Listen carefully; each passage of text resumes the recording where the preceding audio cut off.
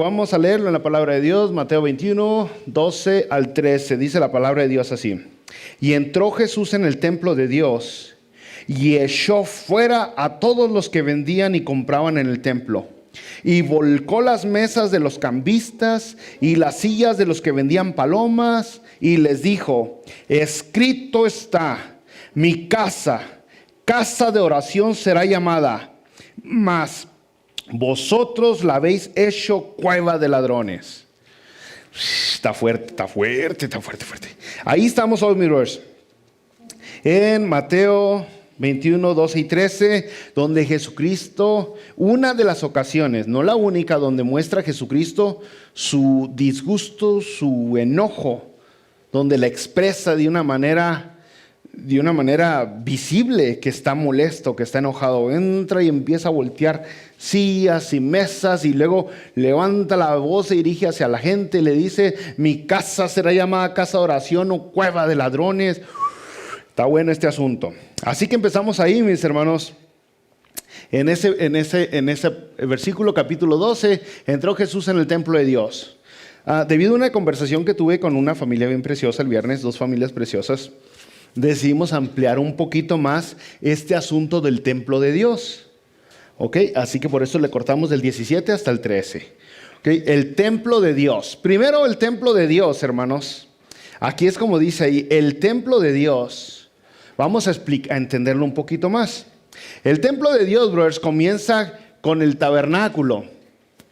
El tabernáculo, cuando Dios sacó a la gente que estaba esclavizada en Egipto, Dios le dijo a Moisés esto en Éxodo 25:8: después me harán un santuario para que yo habite entre ustedes.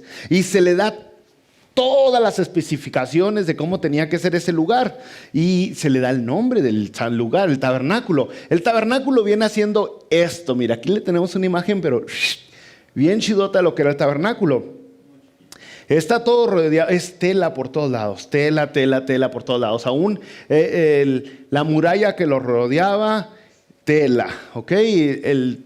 La tienda grandote, tela. Si usted se fija, el tabernáculo estaba dividido principalmente en tres partes, ¿ok? Uno es el patio. ¿Dónde estoy? Aquí, el patio. Aquí está el altar en el patio donde se hacían los sacrificios. Y luego está el lugar santo, aquí adentro de la casita esta que es el tabernáculo. Y mero atrás está otro lugar que se llama el lugar santísimo. El lugar santísimo. Hoy hablamos un poquito en la mañana de las palabras. Si la tradujéramos como se tradujo Rey de Reyes, ¿se acuerdan? Sería el lugar santo de los santos. Es lo mismo, ¿no? El lugar santo de los santos, o el más santo. Este es el tabernáculo. Y hay que grabarnos para qué era. ¿Cuál es el propósito del tabernáculo? ¿Cuál es el propósito del templo? ¿Cuál es el propósito de las sinagogas? ¿Cuál es el propósito de lo que hoy se le llama iglesia? Dijo Dios: para que yo habite entre ustedes. Hay que entender eso, para que Dios habite entre nosotros. No se le olvide, ¿para qué? Para que Dios habite entre nosotros. Eso era, para eso se hizo. Después, hermanos, del tabernáculo sucedió esto, ¿no? Pasaron los años, entra el rey David, conquista toda la tierra que se tenía que conquistar, y después de ese tiempo hacemos el tabernáculo para un lado y entra el templo. El templo, se dejó de usar el tabernáculo y se comenzó a usar el templo. Se le conoce como el templo de Salomón. ¿Por qué? ¿Por qué no se conoce como el templo de David? Porque aunque David lo pensó, David lo planeó, quien lo hizo fue su hijo Salomón.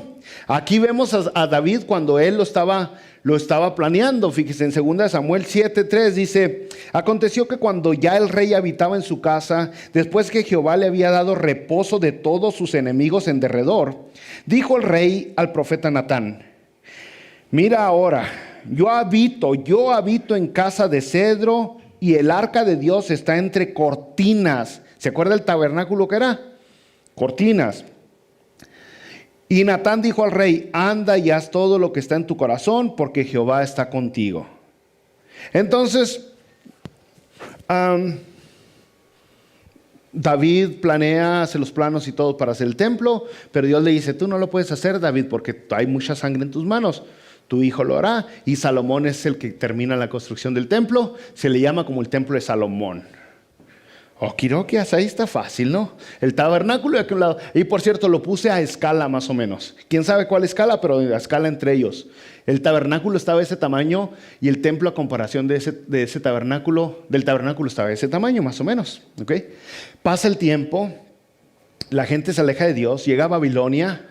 Babilonia destruye completamente ese templo, destruido. ¿Okay? Se lleva cautivo a la gente a Babilonia y entonces el templo ya quedó destruido totalmente. Después Babilonia es invadida y es vencida ¿por quién? ¿Perdón? Exactamente, Medo-Persa, los persas. Y entonces este rey, estos persas le permiten a la gente volver a Israel y reconstruir el templo. Y aquí es donde entra Zorobabel con su gente y reconstruyen el templo. Ahora el asunto es de que este templo que le puse aquí se llama el templo de Herodes, no es el templo de Zorobabel, porque Zorobabel vienen y los construyen, pero después pasa el tiempo y ese templo otra vez es dañado y se roban todo lo que había dentro. Viene Herodes y entonces Herodes lo hace más grande el templo y lo reconstruye. Ahora si se fija, eso está a escala más o menos de uno con otro. Ese sería tabernáculo, templo de Salomón, templo de Herodes, como se le conoce. Okiroki, y está en escala más o menos. Ese es el tamaño que fue creciendo. Hay un tercer templo que está por llegar algún día que se llama el templo de Ezequiel. Es la profecía que el templo de Israel se va a volver a construir otra vez, porque ahorita no hay templo, porque en el año 70 ese templo fue destruido. Pero donde comienza la construcción de ese templo está en Esdras, específicamente capítulo 3, versículo 8, donde nos empieza a dar los detalles cuando empiezan a construirlo. Pero el propósito sigue siendo el mismo, mis brothers. El propósito sigue siendo el mismito, para que Dios habite entre nosotros. ¿Sí recuerda esa parte? Para que Dios habite entre nosotros. Por eso es de que se nos dio un templo. Ahora, para acabar la idea, para que no se me caiga de medias, después cuando volvieron de Persia, la gente empezó a usar lo que se llama como sinagogas. Nadie sabe dónde salieron, por ahí salieron las sinagogas, de repente aparecieron y hasta el día de hoy se usa algo que se llaman sinagogas. Al templo nomás se le llama el templo que debería de estar en Jerusalén y que por el momento no hay. ¿Sí me entiende? Y la gente usa algo que se llama sinagogas. Muy bien, ahí es donde tenemos un poquito de ese asunto. Volvamos al versículo 12, hermanos. 12 y 13 ahora dice: y entró Jesús en el templo de Dios y echó afuera a todos los que vendían y compraban en el templo y volcó las mesas de los cambistas y las sillas de los que vendían palomas. Y les dijo: escrito está, mi casa, casa de oración será llamada, mas vosotros os habéis hecho cueva de ladrones. Bueno, se suponía que aquí en el templo la gente tenía que venir y tener esta comunión con Dios, este rato con Dios. Entra Jesucristo. Acuérdese que iba a ser la Pascua, iba a ser el momento de la Pascua. Y Jesucristo cuando llega ve un montón de vendedores. Lógicamente vendían animalitos porque la gente venía y compraba un animalito y de este animalito iban, lo presentaban al sacerdote, el sacerdote lo sacrificaba y se perdonaban los pecados de la persona. El asunto es de que aquí menciona mucho los cambistas. Se usaban muchos tipos de monedas en ese tiempo, mucho tipo de moneda. Ahí en Jerusalén se usaba la moneda de plata persa en ese tiempo. Pero no, cada ciudad por lo general podía tener su propia moneda. Entonces habían estos negociantes que hacían el cambio de moneda. Trajiste tu moneda de Etiopía, ven, yo te la cambio por la moneda local. Y hacían estos cambios, pero eran bien tranzas, eran bien largos. La gente no sabía cuánto valía cada moneda y se lo traseaban a uno. Entonces, según los historiadores, estos cambistas cobraban entre el 20 y el 200% de intereses por el cambio de moneda nomás. Entonces era un robo total y era un manejo así total, un manejo enorme, ¿no? Había una corrupción enorme en el templo. La gente se daba cuenta, pero no le quedaba otra. Decía la gente, pues es el templo de Dios, tenemos que hacer lo que Dios dijo. Y llega Jesucristo y se enoja, ¿no, hombre? Se enoja Jesucristo. Imagínense, usted que se ha visualizado a Jesucristo, y no me imagino visualizarlo así como lo pintan, con barbita, cabello largo y ojitos azules y pie blanca. No, usted que lo visualiza a Jesucristo con una voz suavecita, predicando paz y amor por todos lados, hablando de esperanza y de un futuro mejor. Y de repente abre los ojos y lo ve volteando mesas y gritando, ¡bola de ladrones! No le diría, ¡ay, qué Jesucito es este! ¿O cómo le diría a usted? Porque Jesucristo no es el que se visualizó en este momento. Y es que a Jesucristo lo vemos que se molesta cuando hay injusticia. A Jesucristo lo vemos enojado varias ocasiones cuando hay injusticia, en especial cuando hay injusticia sobre sus hijos y cuando hay injusticia sobre la santidad. O sea, con la idolatría, y lo vemos muy enojado a Jesucristo en esos momentos. Muy, muy enojado, tanto, es más, podría decir al punto de violencia, porque voltear las mesas es violencia. Quería Jesucristo presentar un punto importante. Fíjese, en Juan, no, hablándonos del tema, otra ocasión cuando Jesucristo entró al templo y volteó mesas, en Juan capítulo 2, versículo 16 al 17, dice, y dijo a los que vendían palomas, quitad de aquí esto y no hagáis de la casa de mi padre casa de mercado. Y entonces se acordaron sus discípulos que está escrito, el celo de tu casa me consume. No, si Jesucristo estaba enojado, el celo de tu casa me consume, ¿cómo van a estar haciendo eso en mi casa? ¿Se acordaron? Ahora, la palabra de Dios nos enseña también en 1 Pedro capítulo 4, versículo 17, dice, porque es tiempo de que el juicio comience por la casa de Dios.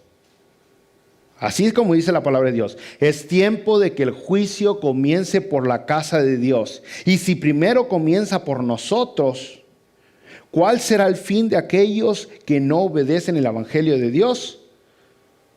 Lo que está diciendo la Biblia, primero el juicio, primero la regañada, primero la corrección tiene que empezar por nosotros, en la casa de Dios. No podemos empezar a regañar a los de afuera. Si no conocen el evangelio, ¿cómo los vamos a regañar? ¿Cómo le voy a estar diciendo a uno que no es cristiano que se porte como cristiano? Primero es con los cristianos, pórtate como cristiano, demuestra que eres cristiano. Peléate por lo que es de cristianos. Tenle celo a lo que es de cristianos. Tenle pasión y amor y entrega a lo que es de cristianos. Pero empieza en la casa de Dios. Y es donde comenzó Jesucristo, en la casa de Dios. No, pues ustedes son los representantes de Dios. Ustedes están aquí para que la gente pueda tener esa relación con Dios que no puede tener. Y la están regando bien gacho. Se están saliendo de a tiro. Entonces es bien importante entender. Es más, se la pongo de otra manera. La palabra de Dios dice el Señor Jesucristo, el buen juez por la casa del vecino empieza. No, entonces era lógico que Dios, siendo bien juez, ¿por cuál casa iba a comenzar? Por su propia casa. Por su propia casa. ¿Cómo iba a ir Dios a regañar a los romanos y a los herodianos y regañar a los griegos? Y no regañaba, no primero corregía, no instruía a su propia gente, a los judíos. Es importante eso, ¿no? Ahora, volvamos con el mismo tema. ¿Cuál era el propósito de la casa de Dios? Dijo Dios, para que yo habite entre ustedes. Eso es lo que había dicho Dios. El propósito de la casa de Dios es para que yo habite entre ustedes, que haya esta relación. Ahora, usted tiene que entender que Jesucristo tomó bien en serio la casa de Dios, en serio. O sea, para él las cuatro paredes no eran nomás cuatro paredes, era algo muy en serio. Es más, déjeme, se la pongo así. Empezando en la palabra de Dios, Lucas capítulo 2 y los demás evangelios nos muestran que Jesucristo, después de recién nacido, todavía se puede decir, después de haber pasado los días de la purificación, fue presentado en el templo. ¿Cierto o no cierto? Sí. Sí, lo vemos desde chiquitito en el templo a Jesucristo. Después vemos a Jesucristo a los 12 años de edad. ¿En dónde? En el templo. La primera vez que se ve a Jesucristo enseñando, la primera vez que se ve a Jesucristo hablando es en el templo, en la casa de Dios. Después, cuando comienza Jesucristo su ministerio, en Juan capítulo 2, vemos a Jesucristo que es llevado por el chamuco en las tentaciones, donde el chamuco lo quiere hacer caer y el chamuco lo lleva al templo. Dice la palabra de Dios que lo llevó al pináculo del templo y le dijo: si eres el Hijo de Dios, órale, al templo otra vez. Y luego despuesito, cuando Jesucristo, al comenzar su ministerio, Jesucristo comienza su ministerio, todos saben, en las bodas de Canaán, ¿verdad que sí? Las bodas de Canaán, comienza ahí Jesucristo, pero luego al acabarse la boda, dice la palabra de Dios que Jesucristo se va al templo. Y ahí es donde lo vemos enseñando. En las bodas de Canaán no enseñó nada a Jesucristo, o sea, no habló. Sí enseñó mucho con sus actos. Pero en el templo lo vemos por primera vez enseñando. O sea, se puede decir que Jesucristo comenzó su ministerio en el templo. Y ahora aquí ya está acabando su ministerio, ya está a unos pocos días de que lo crucifiquen. Y al acabar su ministerio, ¿en dónde está? En el templo.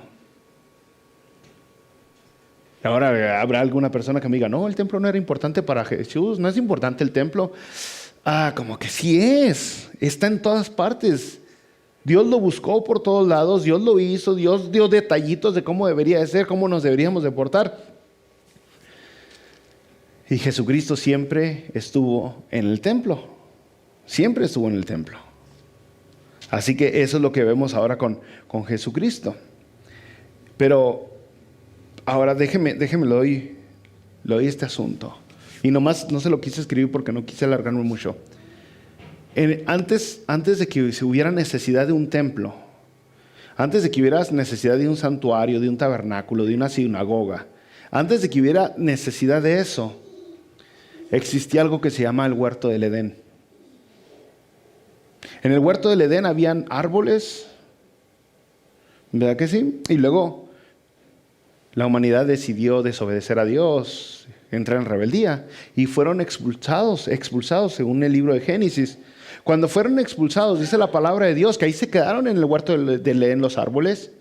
Y dice la palabra de Dios que se pusieron querubines, 2 querubines en la entrada del huerto hacia el oriente, protegiendo la entrada del huerto para que nadie entrara al huerto del Edén, donde tenían comunión siempre con Dios. Y se pusieron 2 querubines protegiendo la entrada y una espada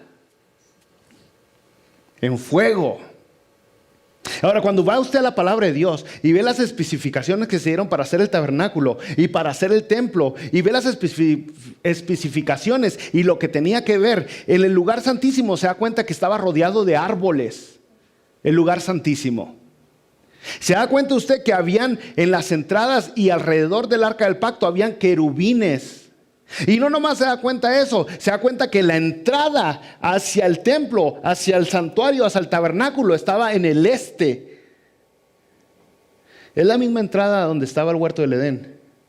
O sea, es como volver al huerto del Edén. Hay que atravesar estos serafines, ¿qué pasó? Querubines para llegar al huerto, para llegar a tener una comunión con Dios. Atravesaba los querubines que estaban protegiendo la entrada, igualito como las especificaciones, y llega a tener una relación con Dios. Es que ese fue el propósito de Dios desde un principio, desde que nos creó, que la humanidad siempre tuviera una relación con Él. Pero decidimos desobedecer. Y Dios no se quedó con los brazos cruzados. Dios dice: pues si los hice para estar con ellos, los hice para pasarme tiempo con ellos. Ahí les va otra chance de cómo es que nos podemos pasar este tiempo. ¡Pum! Mi casa, dice Dios. Mi casa que representa el mismísimo Edén, cuando estaba yo junto con la humanidad y podíamos pasearnos por todos lados sin que nos separara el pecado. Entonces eso es lo que estamos viendo, donde Dios, todo lo que quiere Dios es pasársela con su creación. ¿Cuántos de ustedes tuvieron hijos para dejarlos en el orfanatorio? No muchas personas, ¿verdad? ¿Cuántos de ustedes se casaron para que su esposo se fuera a otro país y ustedes pudieran vivir aquí en otro país por muchos, muchos años? No, si tenemos hijos es para pasárnosla con los hijos. Si nos casamos es para pasárnosla con la pareja. Si verdaderamente tenemos amigos es para estar con nuestros amigos. Eso es lo que quiere Dios nomás. Eso es lo que busca Dios, pasársela con usted. Eso es lo que verdaderamente apasiona a Dios. Y muchas veces no lo entendemos. Ahora viene el Señor Jesucristo, entra al templo y se molesta por todo esto que está pasando. Están corrompiendo. Lo que quiero hacer es pasarme un tiempo con ustedes. Y aquí están ustedes todos avariciosos intentando sacarle provecho a esto.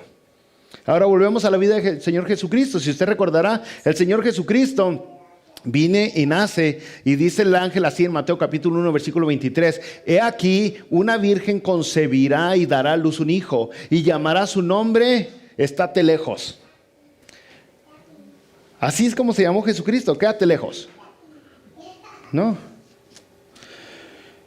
Emmanuel, que traducido es Dios estate lejos. Dios con nosotros. ¿Cómo es Jesucristo? ¿Qué es Jesucristo? ¿Qué es lo que representa Jesucristo? Lo dice bien claro la palabra de Dios, Emmanuel, que traducido es Dios con nosotros. ¿Para qué servía el templo? ¿Cuál era el propósito del templo? Para que yo habite entre ustedes. Ahora viene Jesucristo y su mismo nombre lo dice, Dios con nosotros. ¿No hay ahí alguna similitud? Algo como que es como que muy claro, la palabra de Dios es muy, muy clara. Ahora, en las enseñanzas que el Señor Jesucristo anduvo dando por todos lados, viene esta enseñanza que ahorita como que resalta, y es en Juan capítulo 2, versículo 19 al 22, dice, Jesús dijo, destruid este templo, y estaban ahí en el templo, destruid este templo y en 3 días lo levantaré. Dijeron luego los judíos, en 46 años fue edificado este templo, y tú en 3 días lo levantarás. Mas él hablaba del templo de su cuerpo. Está claro. Está claro. Mas él hablaba del templo de su cuerpo. Jesucristo estaba diciendo, yo soy el nuevo templo. Yo soy donde ustedes van a poder tener una relación con Dios. Por medio de mí, por medio de lo que yo estoy haciendo, por medio de lo que yo voy a hacer. Y si usted ve ahí, Jesucristo estaba profetizando de que él iba a morir y al 3er día iba a resucitar. Entonces, sí es ilógico que tengamos nosotros la palabra de Dios y que nos enseñe mucho como Dios quiere tener esta relación con nosotros, y que nosotros optamos por ignorar a Dios.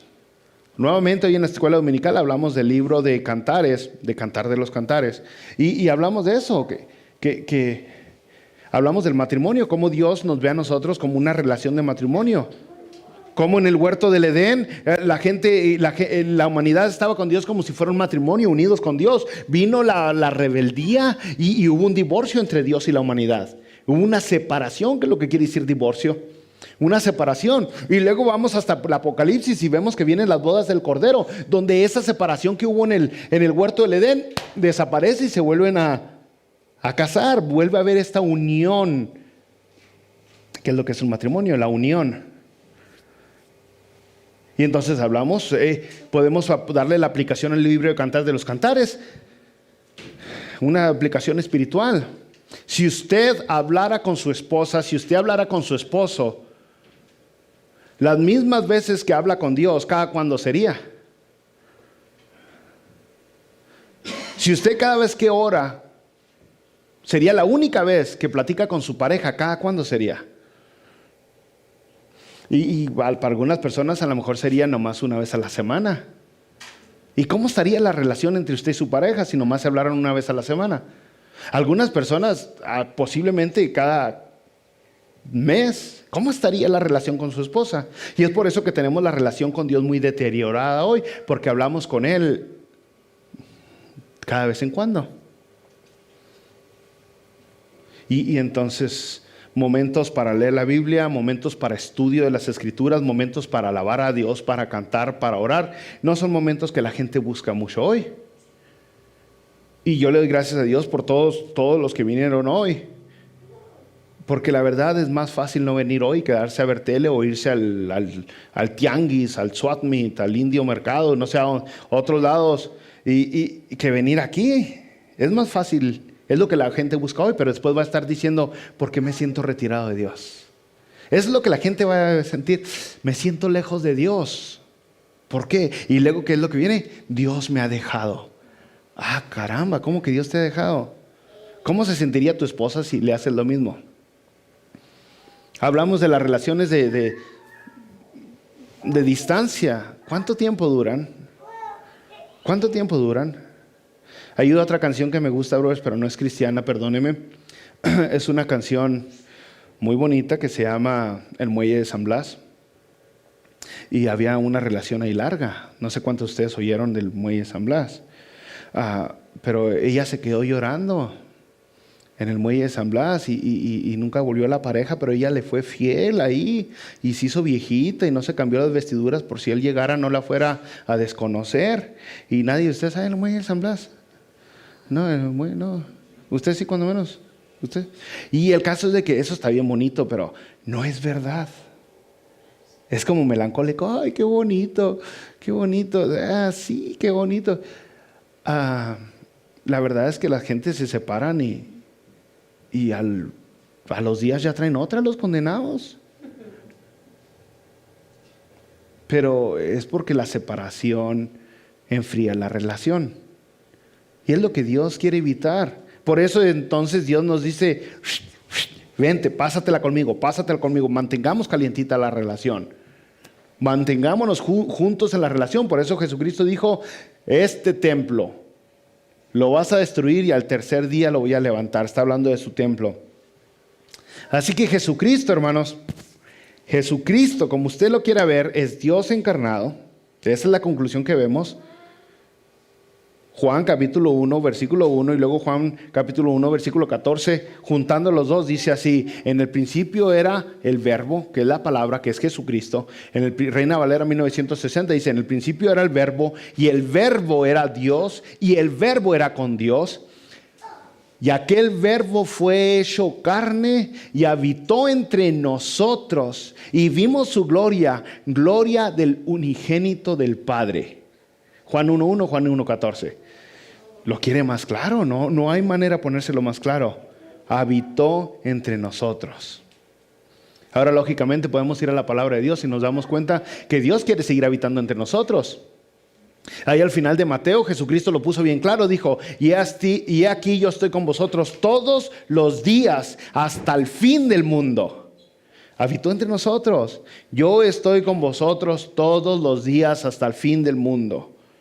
Y nos da la invitación constantemente. Apocalipsis capítulo 3, versículo 20 dice: he aquí yo estoy a la puerta y llamo. Si alguno oye mi voz y abre la puerta, yo entraré a él, cenaré con él y él conmigo. Una relación está hablando nuevamente en Apocalipsis. Y es Jesucristo el que está hablando. Una relación. Ahora si vamos a la palabra de Dios, nos damos cuenta que después de que Jesucristo fue crucificado, al morir Jesucristo, dice en Mateo capítulo 27, versículo 51, dice: y aquí, ¿se acuerda que le hablé de los tres? Que estaba el patio del templo, el lugar santo y luego el lugar santísimo. Lo que dividía del lugar santísimo al lugar santo era una tela, un velo grandote, grueso, una cortinota grandota. Y esa cortina no la podía atravesar nadie más que el sacerdote una vez al año. Esa cortina era donde en ese lugar santísimo se supone, o es donde Dios vivía, donde Dios bajaba, donde el sacerdote podía entrar y representar al pueblo. Y nadie más podía entrar a esa, porque esa cortina separaba el lugar santo del lugar santísimo. Y luego dice la palabra de Dios que cuando murió Jesucristo, dice: y aquí el velo del templo se rasgó en dos. Especifica: de arriba a abajo. Y la tierra tembló y las rocas se partieron. lo que nos dividía, lo que evitaba que nosotros pudiéramos entrar hasta la mismita presencia de Dios, lo que evitaba que cualquier persona pudiera llegar al lugar santísimo donde habita, donde mora Dios, era ese velo que se había puesto, y se había puesto por el pecado que tenemos nosotros, y porque no había paga de pecado, porque no había animalito que pudiera ser sacrificado para poder romper ese velo.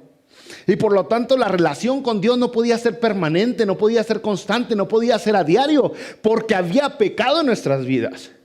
Pero dice la palabra de Dios que cuando muere Jesucristo, se rompe el velo.